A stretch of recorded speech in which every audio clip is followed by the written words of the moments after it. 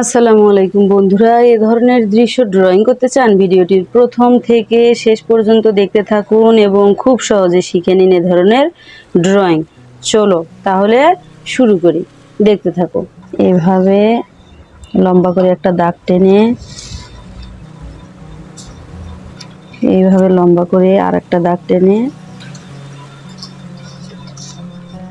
এইভাবে এই মাথা লাগাই দিলাম আর এরকম একটা বর্ডার করে নিলাম। এরপর যেটা করবো সেটা বর্ডারের এই পাশ থেকে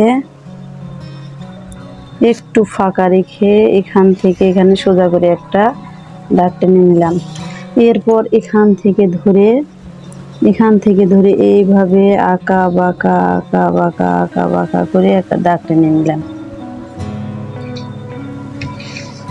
এরপর এখানে আপনারা কোনো অর্ধবৃত্ত দিয়েও এঁকে নিতে পারেন এবং আমি হাত দিয়ে এঁকে নিলাম এরকম করে।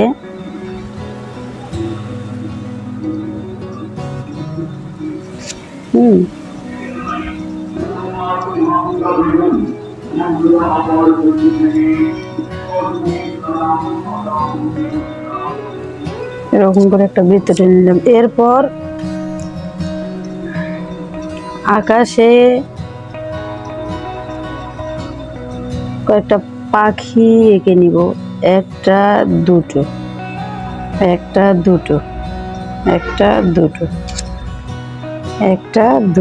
দেখতে পাচ্ছেন।